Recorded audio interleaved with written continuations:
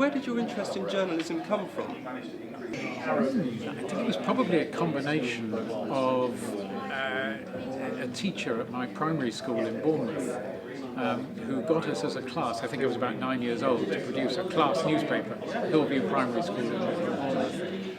And I think I probably wound up editing it and indeed writing some things for it. And I came across the newspaper again not long ago. It's very funny looking at something that you helped to put together at the age of 9.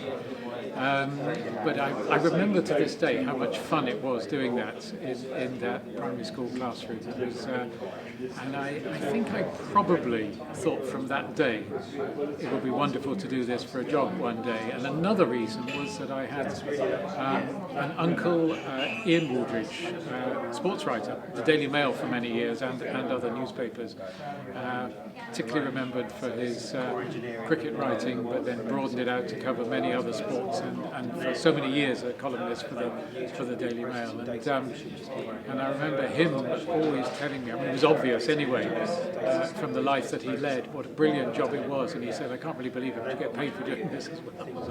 So I think it was probably having him in the family, seeing at least that kind of journalism at first hand, and the rewards that he so obviously got from it, and the kind of things that he got to do in the course of his job, and just, as I say, very much as well, that personal experience of being involved in a newspaper. And I liked English, and also, not just English, but précis. People might think it hard to imagine you could enjoy doing that, but I did. It's probably one of the things I enjoyed doing most at school, having to boil a complicated piece down into a short one. And then, of course, that's very much a part of journalism as well. And I think I've always been interested in what goes on in the world. I mean, in Britain, yes, but in a wider world too. And as I got older through my school days, that was very much the case.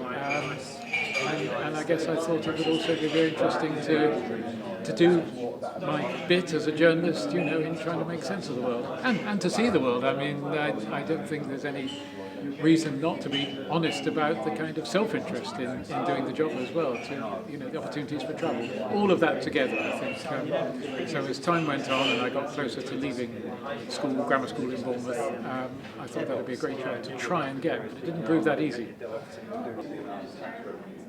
What's the role of a journalist within society? I think that the best of journalism is first-hand reporting. There's plenty of other kinds of journalism as well, more analytical journalism and so on. But I think the absolute essence of journalism is what the journalist, herself or himself, witnesses and the stories they tell as a consequence. So therefore, I think the role that a journalist plays ultimately is being a witness to things. Whether that's in our society here or whether it, in my case, quite a lot of what I've done has been in a wider world, around the world. I've had huge opportunities and privileges. And it is a privilege to witness the kind of things you get to do in the sort of jobs that I've done here at the BBC. So I think it's that. And of course, if that's the heart of what you do, you then go on to try and interpret to some extent what you've been seeing. That's very much part of the job as well. I suppose the more experience you get, the more experience of certain places, the more you might be able to do that. So I've always enjoyed that side of it as well. But another absolutely key thing, I'm now 66, so I've been doing it for a long time, nearly 50 years, in all kinds of journalism, is I think always to be open to the new. One of the dangers of staying in the job for a very long time is you keep drawing on experiences you had before to go somewhere and say, it's the same as when I was here before, it's different or whatever, finding a comparison or comparing some place you've gone with something you've seen earlier. Fair enough to do that, but I think it's absolutely vital to see everything through fresh eyes as well, not with a baggage that might come with having covered a particular story before or been to a place before. And I think that, therefore, those are the things that the that journalists can offer, and I think that those are the real sort of heart of the job. Although there's many different kinds of journalism, of course. I happen to have been a reporter, correspondent, my job is called now. But you very much go, sometimes you go on your own to places, but often you're going as a team as well. So the way the team works together is hugely important as well. What did you learn from your first job? I learnt from my first job, I think, that there's no real hours to journalism. Don't expect to have a line and necessarily begin at 9:30 in the morning and end at 5:30 in the evening. In fact, there's every likelihood that it won't be like that at all. And that my first job was in East Anglia. It took me quite a while to get a job. I had applied to lots of newspapers and I had a few interviews, and eventually the job that I got was with what was called then the Eastern Counties Newspapers Group, and I started in so the headquarters in Norwich, and I started in Lowestoft on the Suffolk coast there, and it was a great town and area in which to start journalism. And full of the unpredictability of a place of that kind. There was still then a thriving fishing industry, herring fishing and other kinds of fishing as well. The North Sea gas industry was just literally getting going then. This was December 1964. And just to give you an example of the unpredictability I learned literally in my first week in the office there, was I was around happened to be on my own in the office of the Lowestoft Journal at lunchtime, and a call came from BP, who said if you can get to the helipad where the North Sea gas helicopters were flying from, the helicopters servicing the industry, if you can get down here in whatever they said, 20 minutes, half an hour, we'll take you out to see the first flare that we're going to light, because they made a discovery and it reached the point where they were going to light a flare and cover it. I was the only one there. I was a bit unfair to here I am, the new boy in the organisation. I was only 17. And so, of course, I didn't stop to ask whether anybody else wanted to go or try to find any colleagues. So this was clearly a scoop, and if you can get one in your first week, that's great. And I guess I was being invited to do so. So leapt on my bicycle, I had a bike there, down to the helipad and flew over, and I think we did. I was joined by a photographer. That's right, I went with a photographer, and then I was able to describe the helicopter stood off, it circled round while they lit the flare, and then came back and reported the story, not just for the Lowestoft Journal, the weekly newspaper, but also got that into the daily newspaper as well, and that was a big hit. So that was very rewarding, and also I suppose out of that I got the thrill of seeing. I'd literally been there 2 or 3 days. Might even have been the first story that I actually got in a paper, and that was such an exciting thing. So just absolutely, if I'd ever had any doubt whatsoever, it reinforced, the idea that I was in the job that I wanted to do. And I remember on the first day, the editor, to me, he seemed quite a sort of fearsome figure, and he said, if you remember nothing else, he said, I want you to get as many names in the paper as you can. Names sell our papers, and just to make sure you get those names right, or if it's initials, get the initials right. We depend not only on getting everybody's name in, but getting it right. And of course, when I was on the commercial newspaper, he was right. He told me much else as well about the job, but I think it probably gave me straight away quite a discipline. Hope I've tried to maintain, but a discipline for accuracy. I mean, we all make mistakes sometimes, of course, and I've made my share, but obviously, as you want to do, to double check everything, to try and get everything absolutely right. But and the camaraderie within the office, even that small office in Lowestoft, was absolutely great. A range of great characters worked in the office, people who've been there many years, shuffling older journalists, you immediately looked up to. But there was a lot to learn from, a huge amount to learn from them. Younger ones like myself, trainee journalists, if you like, because then you did a 3.5 year, in effect, kind of apprenticeship to the National Council for the Training of Journalist Proficiency Certificate. So there was an enormous amount to learn from all of them, and that's what I tried to do. But it was amazing what happened in those times. I think, again, it was within a few weeks there was a national hockey tournament took place. There was another lesson because it was over a weekend, and I learned, if I hadn't learned it for the previous weekend, say goodbye to your weekends. You're not only going to work often many hours of the day, but you're also going to work across weekends as well. So the unpredictability of life and social life, but also just when you go down to work in the morning, whatever time it might be, you absolutely, even in Lowestoft, it's been the same all my life ever since, still is here at the BBC today. You never know what you're going to end up doing at the end of the day. And there are the things you're going to do, set piece stories of the conference you're going to cover as it is today, but there's always getting knocked away by some dramatic event that occurs. So I got an early lesson in that, even in Lowestoft, and then later on in the DIS office that I went to next, and finally to head office in Norwich. What characteristics does a good journalist need? Curiosity, I think, absolutely above all. I don't think you could do the job without it. Absolutely essential quality. You've got to be, you've just got to. People say you've got to like people, yes, but it's more than that. You've just got to be really interested in drawing them out. Everybody, another terrible cliche, everybody's got a story in them, and that's absolutely true. And in many cases, more than one. You're a journalist to enjoy that, of course, but to do the job of journalism, find out people's stories and tell people's stories.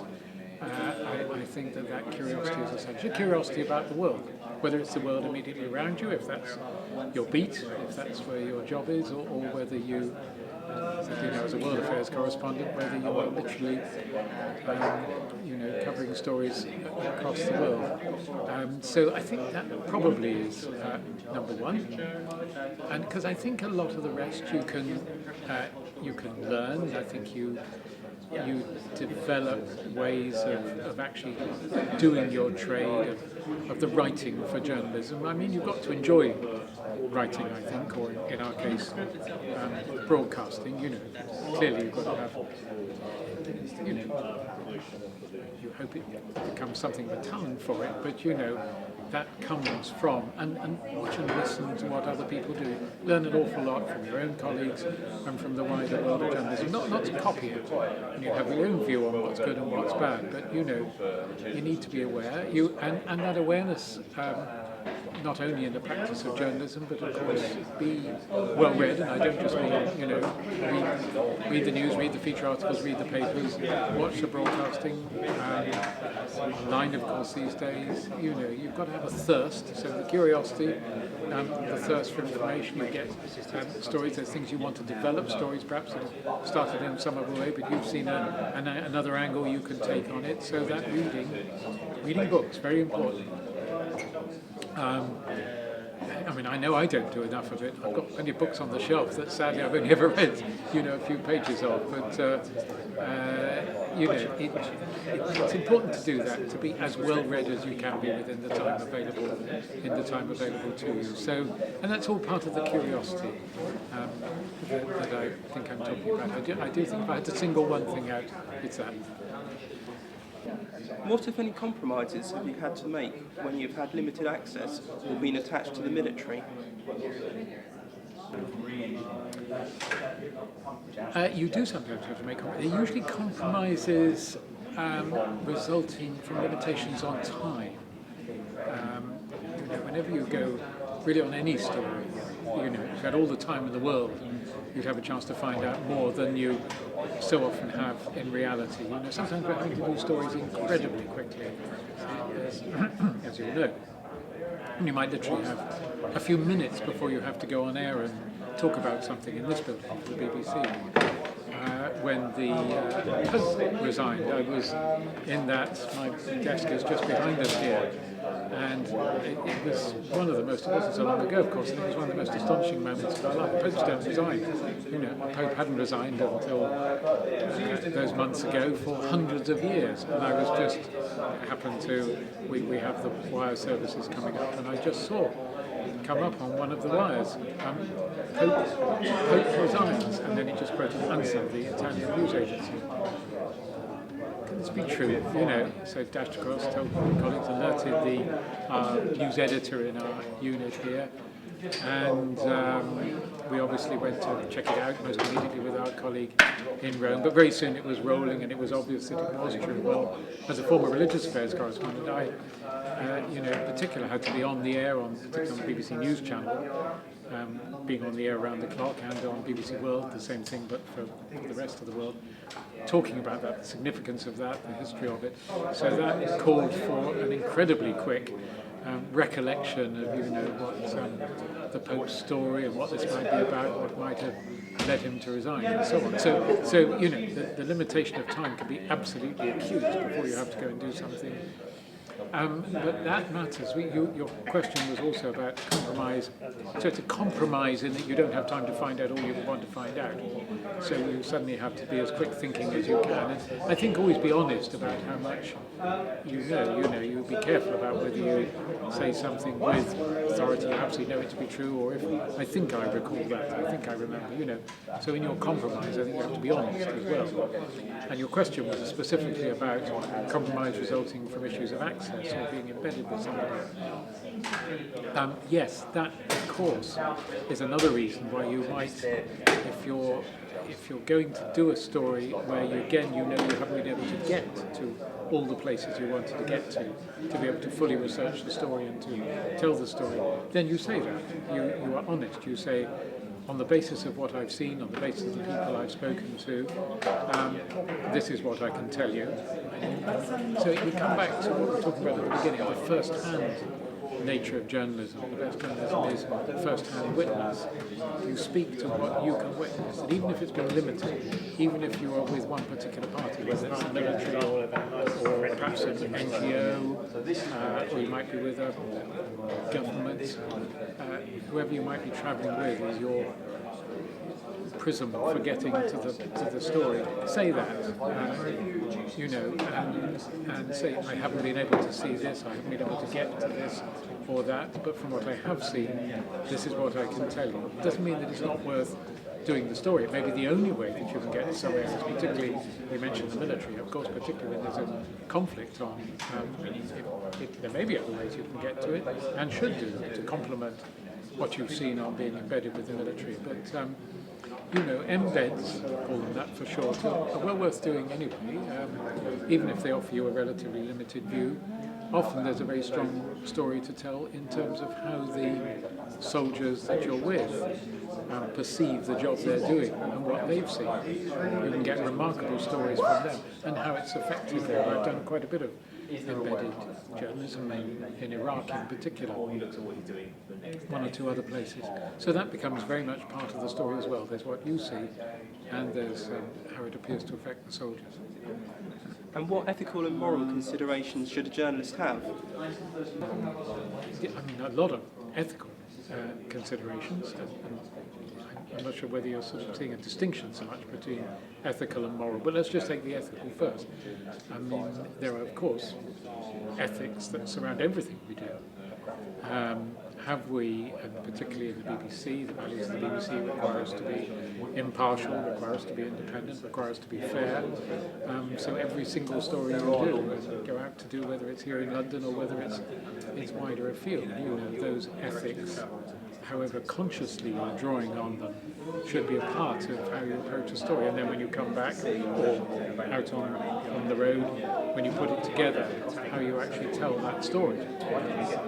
That's our job to do that. So I think there is, you may not always think of it, it gets imbued over time in you, I hope, and I hope we live up to it. But, so yes, I would hope. People obviously criticise journalists are not necessarily popular. Public opinion of journalism, sadly, is not as high as you would want it to be. But we in our trade union, the NUJ, they also have a code of practice that those of us who are members be trying to live to as well as what our employers, in my case the BBC, expect of you as well. And in a way, I think that crosses into the moral, if you like, as well, your own personal approach to a story. Supposing that you're in the course of doing an interview, you're in the middle of a very distressing situation, perhaps, some humanitarian disaster or a very personal tragedy for a family, and you can see that you're causing, perhaps your questions are causing distress to your interviewee. There are issues, how far do you press on? You might want to pause, I think, when you would, and say, sorry, is this too difficult for you? Do you want me to go? Sometimes they do. Sometimes people are surprisingly anxious, perhaps not so surprisingly, but want their story to be told. Chosen to tell it to us, just say get overcome with emotion. But, it would be, say, morally the right thing to do, ethically the right thing to do, to just make sure that you're being fair in the way that you're dealing with people, or not just dealing with the audiences and viewers, but also dealing with the people that you're working with on the story. How does 21st century and 20th century reporting on natural disasters differ? There are some things that hold true and I think don't change over time. Something what I was just mentioning there about how you go about doing the reporting. I think that's always been the case. But certainly, I would say the main change is the mechanics of our job. It is the ability now that we have to report live from just about anywhere in the world. Thanks to satellites, phones,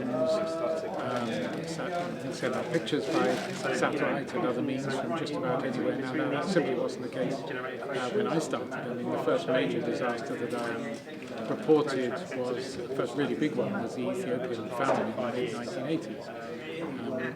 We happened to be the first team, together with Michael Burke and Mohammed Amin, the cameraman, Bruna, the sound recordist. We happened to be the first team to get to the epicenter of the Ethiopian famine when it reached its peak, and to tell that story. Now we could not broadcast live from the scene then. We brought our reports out and then sent them out. And then that was really the case over most of the rest of the time. It was only really, that was the very earliest days of today's forms of news gathering just coming in. And that's important.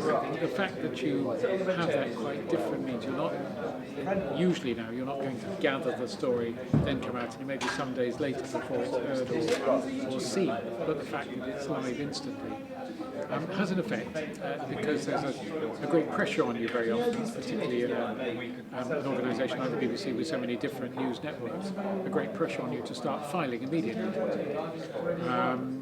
That can be important, particularly when everybody knows the story's happened. We haven't had first-hand reports. You've suddenly arrived. There's bound to be a big thirst to have reports from you immediately. That's why people are served that. That means, if you can, you have more people on the ground. You need those teams who've got the time to go out and gather and really to talk to people, to really find out what's happening, not just what's happening in front of your eyes, the consequences of the disaster that you can see, but also what might lie behind it, what contributed to it. Is it as obvious as it seems? Is there something else? The politics, the economics of the area that is part of this disaster. All things that are important. You've got to have time to do that. Or, you're going to get so caught up in the telling of it that you don't really find that out. So,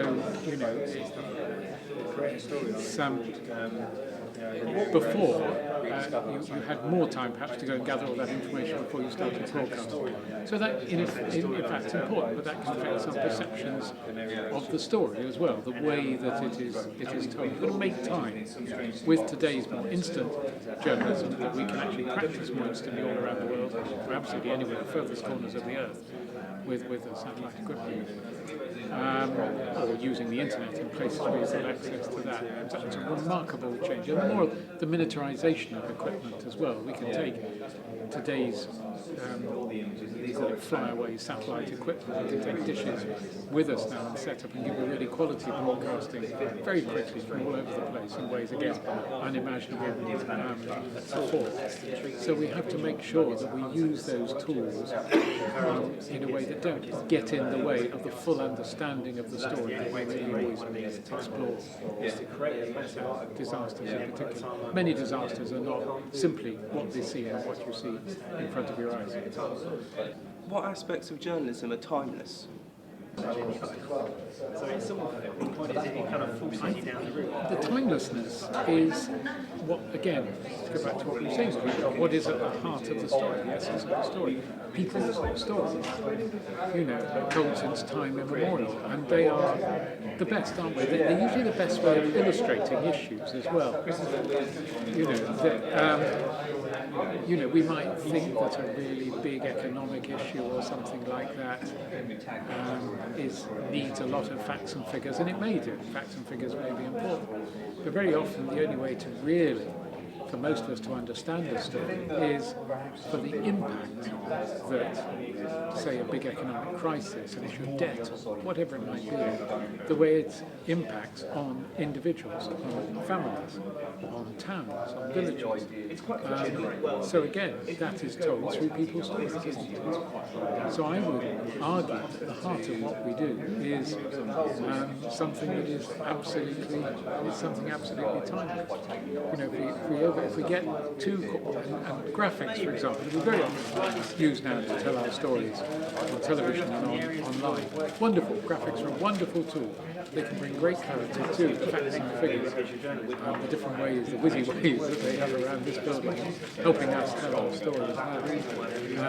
But alongside those, absolutely vital. You should never supplant, giving the time to tell and use people's stories properly, to gather, tell and use people's stories properly. Does meritocracy exist within journalism? I think it does. I hope it does.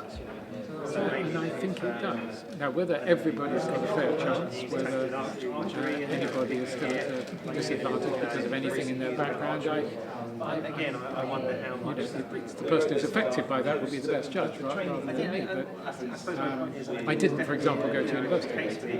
I went straight to school. I had been to grammar school, which had been great. And I didn't get very good at A-level,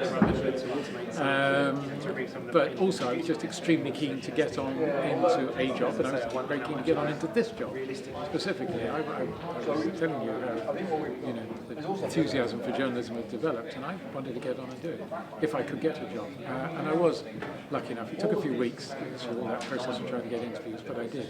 So I chose not to. I probably had to retake my A-levels to try and do better to get into university. But if that's perceived, and today I suspect it would be seen as a disadvantage not to have a degree, it would probably be much more difficult, maybe not impossible, but much more difficult to get into journalism. But whereas that wasn't so much the case then, but that would be one very small example for me. So I hope, and I'm not aware that that's been a disadvantage that was ever, expressed huge surprise that I haven't got a degree or anything. And anyway, I suppose the school of life, you learn an awful lot. And again, it's an absolute privilege to do the jobs that I've done, working within these buildings here at the BBC, and the kind of people you work amongst from all over the world.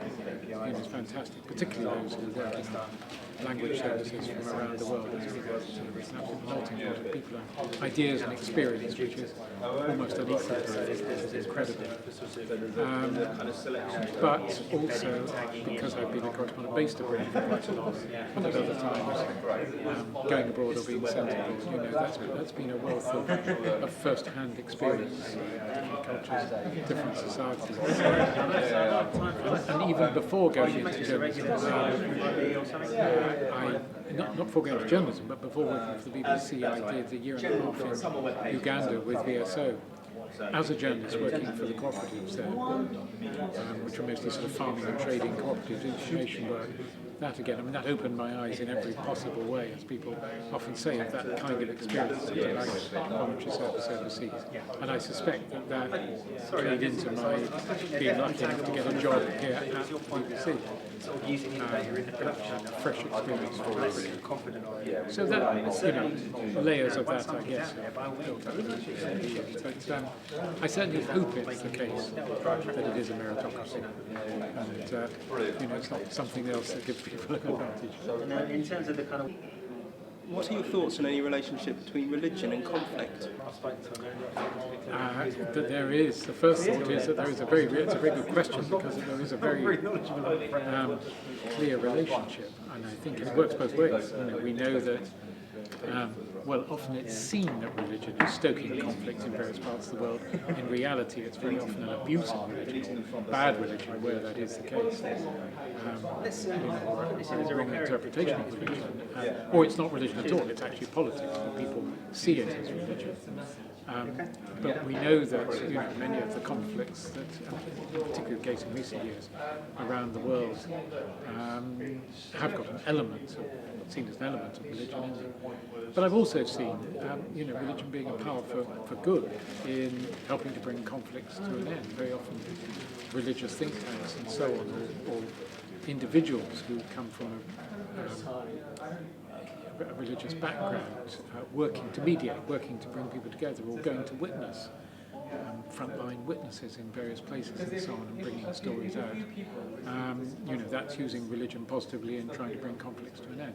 So, I have seen it from both sides.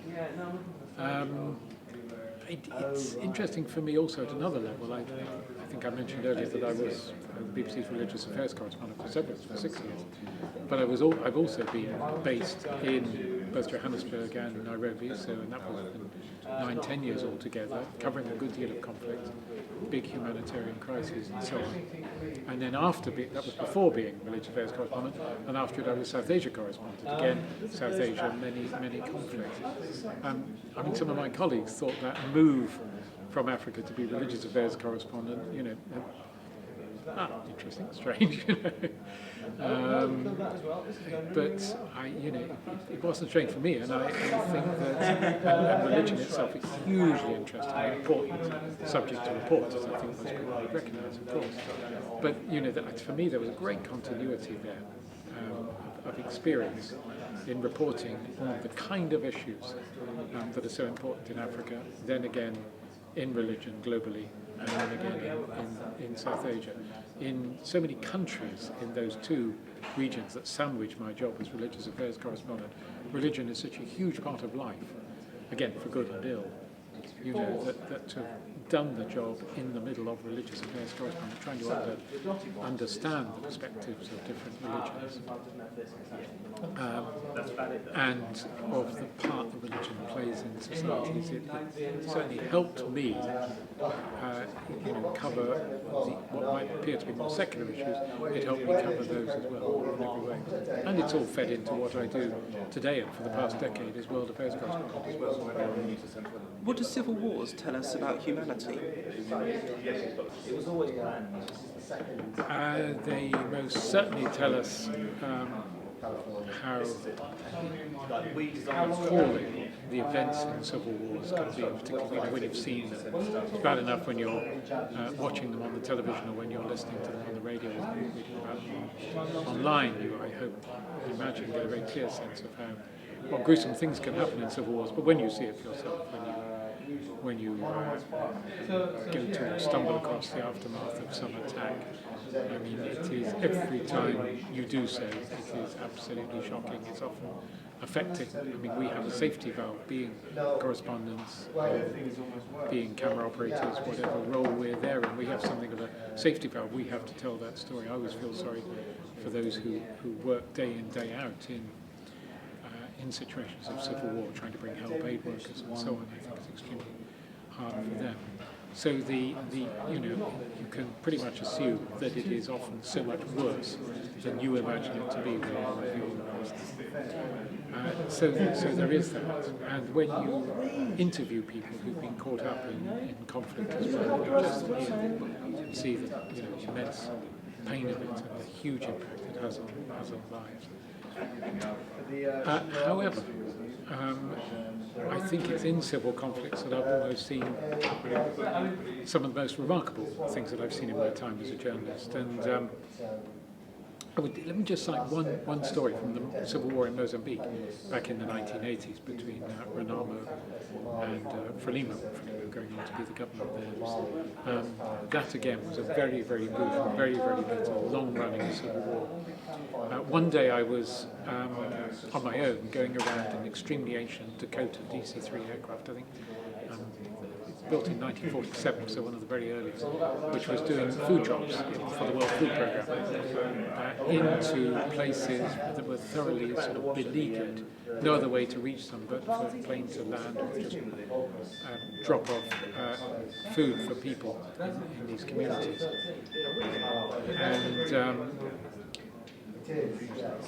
And we put down in one particular village, which was almost literally surrounded by rebels, the Renamo rebels, not much of a distance from the village. And they left me there and they flew off, and then they came back to the base to pick me up. Happily they did come back to pick me up. And so I was able to see the food that was taken into the village, able to see it start being used and the need for it, and quite clear what a poor village it was, how the violence affected absolutely everything, people's lives in every way. Lots of people I remember killed and injured there, had their lives totally blighted. School was barely functioning, if at all. And the rebels had laid landmines all around as well to make it impossible for people to go out to their fields and cultivate. And it was only one of quite a number of villages of that kind. What did I find when I went into the village? Well, amazingly, there was what was obviously a small clinic with fewer people outside functioning. Inside it was a health worker in, I remember, a sort of extremely clean, pristine, clean white coat, seeing everybody with drugs to give them. I mean, it was quite remarkable that this was happening at all. So I went to speak to him, and his story was just extraordinary. He was a government health worker in great danger of staying in that village because he could have been, the rebels would have wanted to target anybody associated with the government, really. Somehow he'd survived to stay there, and he stayed there because he just wanted to keep serving that community. He didn't want to try and run away and save his own skin. He wanted, and not only did he stay there, but he used to go off and go literally off through minefields to go off and get fresh medicines and bring them back again. And that's a kind of story. It was perhaps an extreme example in what he had to go through, but I've seen that replicated all over the place. You know, the heroes, if you like, around the world. And so that's another side of civil war and conflict of all kinds. The people who do absolutely remarkable things beyond any call of duty. There's so many of them. Civil wars, disasters, the enterprise, the resourcefulness that people show when you would imagine, it was beyond their ability to do it. I think we often have this image, perhaps sometimes journalism reinforces it, of people being hopeless and helpless. In the midst of disaster. And it so often isn't the case. Yes, a lot of aid appears to come from outside. Sometimes we get an exaggerated view of that, of how much comes in, or how dependent people are on the aid from outside. Very often, the first response anyway, and not just the first, is people doing things for themselves. Going to great lengths to keep their lives together in the midst of terrible situations around the world. And so I think it's a huge part of the telling of the story of civil war and of disasters of all kinds. It's a very important message. And just finally, what do you consider to be the high point of your journalistic career? So far. Maybe 66, but let's not at the end yet. I think there's two. I mean, one you wouldn't really want to describe as a high point in many ways, the low point. The other one definitely was. So let me tell you about that one first of all, no doubt about this. And it was the release of Nelson Mandela in South Africa. I was there outside the prison, Victor Verster prison, near Cape Town on the day that he was released in February 1990. And it was only by the skin of our teeth and remarkable help from a telephone engineer that I was able to tell live on radio the story of his release. It was only the evening before that it was confirmed that he was coming out. We knew it was, the party had been unbanned, and we knew that it was going to come, but not exactly when. And I was still up in Johannesburg the Saturday, the evening before. Anyway, suddenly announced he was to be released the next day. Went down first thing that next morning, knew he was going to be released in the afternoon. But I got to the prison, about 40 kilometres or so outside Cape Town, to discover there was no way, there was no house opposite the prison gates or anything, no house really close by at all to be able to run to a telephone and tell this story. It was before the days of mobile phones or satellite phones or any of our tools of the trade now. And while I was just dithering over how on earth can I tell one of the biggest stories of my life, or of recent years, there was an Afrikaner telephone engineer who passed by, Afrikaner telephone engineer, and he stopped and got chatting. And I said, look, I'm here to try and tell this story. Is there anything we can do? Is there any way you can think of? I can tell this story live to the world. So he brought down, for us, the BBC, a line off the overhead wires. He clipped it up, brought it down, rented me the line, put a handset on the end of it, so I was able to stand on top of the hired car and, when the moment came, describe live to the world the story of Nelson Mandela's release. And of course, to this day I've continued to follow his story and to go back quite often to South Africa. So I feel a real commitment, as you can imagine, to that story. The other one, and that was just an amazing moment to get to be a witness, to that. And I'd been over the previous years coming down from Nairobi and then in South Africa itself, had seen all of the township unrest, all of the conflict and the tensions that surrounded the dying years of apartheid. So that was amazing to be there at that moment, very fulfilling. But the other one was the Ethiopian famine, to be there so early on the scene, to see that horrific scale that the Ethiopian famine had reached. By then people were dying in their thousands every week.